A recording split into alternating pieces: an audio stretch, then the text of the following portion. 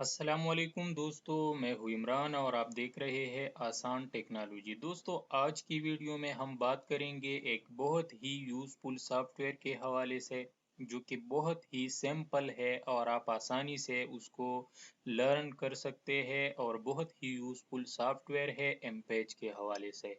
तो आज की वीडियो में हम बाकायदा एम पेज को सीखने की कोशिश करेंगे, लेकिन वीडियो शुरू करने से पहले अगर आपने अभी तक हमारे चैनल को सब्सक्राइब नहीं किया है तो प्लीज़ हमारे चैनल को सब्सक्राइब करें और साथ ही बेल के बटन को भी प्रेस करें ताकि हर नई आने वाली वीडियो सबसे पहले आप देख सकें। तो स्टार्ट करते हैं। सबसे पहले हम इस कोर्स का तारुफ करेंगे कि आज की वीडियो में हम क्या कुछ सीखने वाले हैं। सबसे पहले हम एम पेज के बारे में आपको बताएंगे कि एम पेज क्या है, एमपेज को हम कहाँ कहाँ पे यूज़ कर सकते हैं।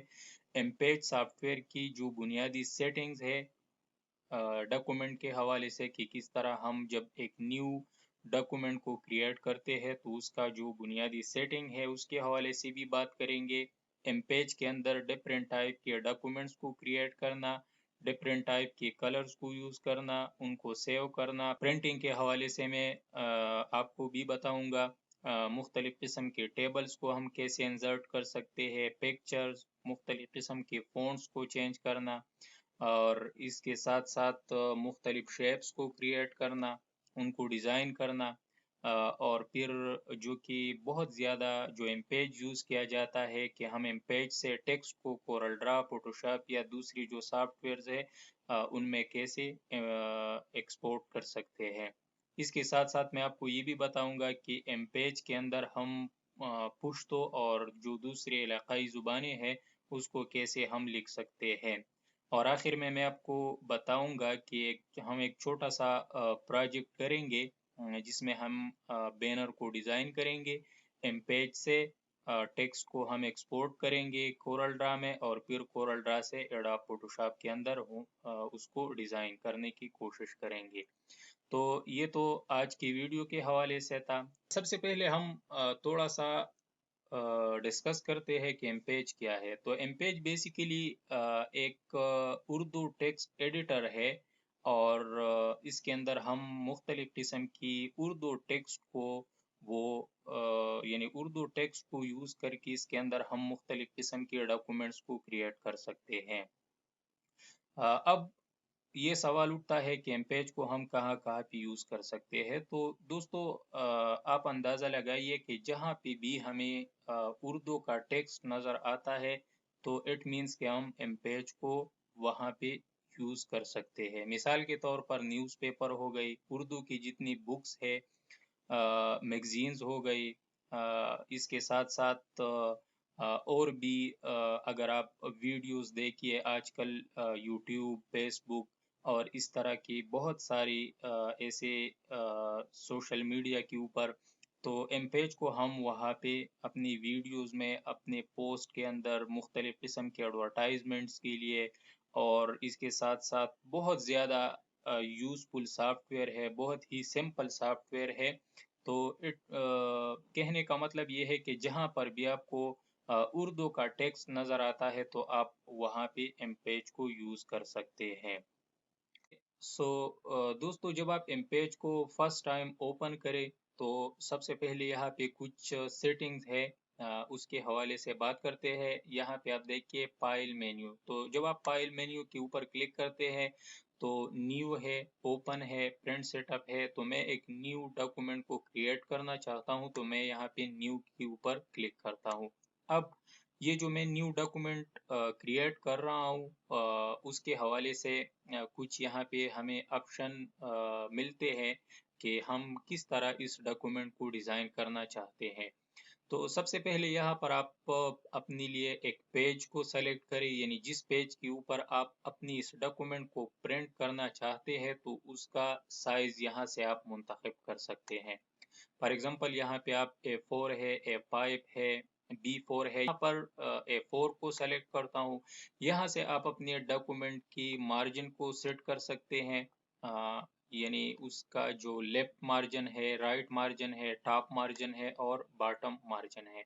तो सिंपली फिलहाल मैं इसके ऊपर जो मैंने मार्जिन सेलेक्ट किया हुआ है वो 6 mm है। तो मैं इसके ऊपर ओके के ऊपर क्लिक करता हूँ। दोस्तों, जब आप एक न्यू डॉक्यूमेंट को क्रिएट करना चाहते हैं तो सबसे पहले मैं यहाँ आपको बताता चलूँ कि आपने अपनी कीबोर्ड का सेटिंग करना है। तो उसके लिए आपने यहाँ पे एडिट के ऊपर क्लिक करना है और फिर उसके बाद प्रेफरेंसेस में आप यहाँ पे कीबोर्ड प्रेफरेंसेस के ऊपर क्लिक करें। यहाँ पे बहुत सारी कीबोर्ड दी गई हैं। आप इनमें से कोई भी कीबोर्ड को सेलेक्ट कर सकते हैं, लेकिन मैं आपको यही सजेस्ट करता हूँ कि आप यहाँ से फोनेटिक कीबोर्ड को सेलेक्ट करें, क्योंकि ये एमपेज का सबसे इजी कीबोर्ड है। आप आसानी से इस कीबोर्ड को सीख सकते हैं। यहाँ पे आप फोनेटिक कीबोर्ड व्यू के ऊपर जब आप क्लिक करते हैं तो इस कीबोर्ड के हवाले से पूरा वो आपको व्यू देगा कि आपने अपनी कीबोर्ड की कौन सी की किस लेटर के लिए यूज। मैं आपको यही सजेस्ट करता हूं कि आप इस कीबोर्ड का एक प्रिंट आउट भी निकालिए और बार बार इसको स्टडी करिए, क्योंकि एमपेज में और कुछ भी नहीं है, सिर्फ आपने एमपेज का कीबोर्ड वो सीखना है। जब आप इन तमाम लेटर्स को सीखते हैं तो फिर आपके लिए एमपेज में काम करना बहुत ही आसान होता है। तो मैं यहाँ पे इसको क्लोज करता हूँ और यहाँ पे मैं ओके के ऊपर क्लिक करता हूँ। अब यहाँ पे मैं एक छोटा सा पैराग्राफ लिखता हूँ और फिर उसके बाद उसकी फॉर्मेटिंग और दूसरी जो चीज़ें हैं उसके हवाले से बात करते हैं। तो लेट्स स्टार्ट। तो यहाँ पर मैं एक छोटा सा पैराग्राफ लिखता हूँ। फॉर एग्जांपल यहाँ पर मैंने एक वर्ड लिखा तारुफ, ठीक है। अब न्यू लाइन पे जाने के लिए मैं एंटर प्रेस करता हूँ और कुछ टेक्स्ट लिखता हूँ।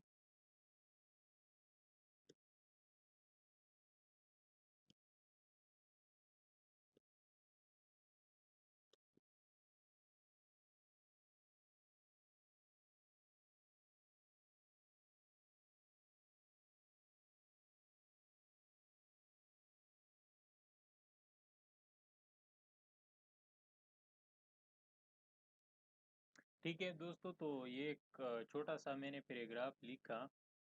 अब यहाँ पे मैं फॉर एग्जांपल सबसे पहले इसका जो टेक्स्ट है उसका साइज मैं इंक्रीज करना चाहता हूँ। तो मैं सबसे पहले उस टेक्स्ट को सेलेक्ट करूँगा और फिर यहाँ पर साइज में से जो भी साइज मैं सेलेक्ट करूँगा तो उसके मुताबिक उसका साइज इंक्रीज या डिक्रीज हो जाएगा। तो फॉर एग्जांपल मैं यहाँ पर 24 पीटी को सेलेक्ट करता हूँ तो आप देखिए कि उसका साइज इंक्रीज हो चुका है।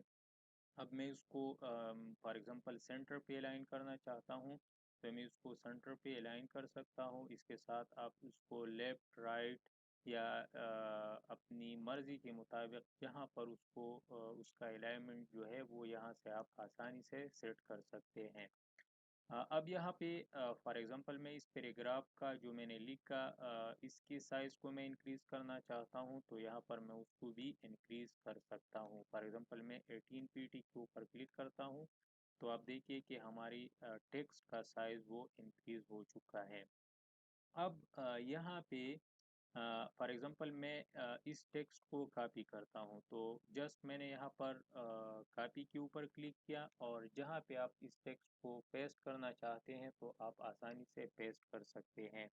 या दूसरा तरीका ये है कि आप सबसे पहले टेक्स्ट को सेलेक्ट करें और control C and control V keyboard से आप प्रेस करेंगे तो आपका टेक्स्ट पेस्ट हो जाएगा। अगर आप टेक्स्ट को कट करना चाहते हैं तो आप टेक्स्ट को सेलेक्ट करें। टेक्स्ट को सेलेक्ट करने के लिए आप अपने माउस के ज़रिए भी कर सकते हैं और इसके साथ साथ आप शिफ्ट एंड बैक एरो का जो बैक की है, बैक एरो, आप उसको दबाते जाए जहाँ तक आप टेक्स्ट को सेलेक्ट करना चाहते हैं तो वहाँ तक आप टेक्स्ट को सेलेक्ट करें और फिर उसके बाद आप कंट्रोल एक्स के ऊपर क्लिक करें तो आपका टेक्स्ट कट हो जाएगा। अब यहाँ पे आप टेक्स्ट को सेलेक्ट करें अगर आप उसको बोल्ड बनाना चाहते हैं तो भी बना सकते हैं। आप कंट्रोल बी की बटन को जब प्रेस करेंगे तो आपका टेक्स्ट वो बोल्ड हो जाएगा। अगर आप अपने टेक्स्ट को इटालिक करना चाहते हैं तो आप जस्ट कंट्रोल आई के ऊपर क्लिक करें तो आपका टेक्स्ट इटालिक हो जाएगा। आप माउस के ज़रिए भी कर सकते हैं और कीबोर्ड के ज़रिए भी कर सकते हैं।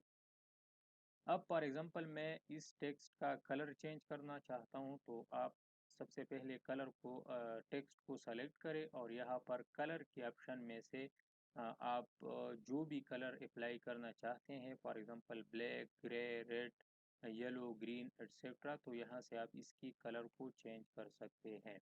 ठीक है। अब दूसरा जो ऑप्शन है वो है फ़ॉन्ट स्टाइल के हवाले से। यहाँ पर बहुत सारी फ़ॉन्ट फैमिलीज़ दी गई है। आप इनमें से कोई भी फ़ॉन्ट को सेलेक्ट कर सकते हैं। फॉर एग्जांपल यहाँ पर मैं एसर को सेलेक्ट करता हूँ। ठीक है, तो आप देख सकते हैं कि हमारी इस टेक्स्ट का जो फ़ॉन्ट है उसका स्टाइल वो चेंज हो चुका है। दोबारा मैं उसको ब्लैक करता हूँ। ठीक है, और यहाँ पर मैं उसका फ़ॉन्ट स्टाइल भी चेंज करता हूँ। फॉर एग्जांपल मैं नूरी करेक्टर के ऊपर क्लिक करता हूँ तो आप देख सकते हैं कि इसका जो फ़ॉन्ट है वो चेंज हो चुका है। ठीक है, ये था फ़ॉन्ट के हवाले से, साइज़ के हवाले से, कलर के हवाले से और इसके साथ-साथ जो बुनियादी फ़ॉर्मेटिंग है उसके हवाले से, कॉपी पेस्ट के हवाले से।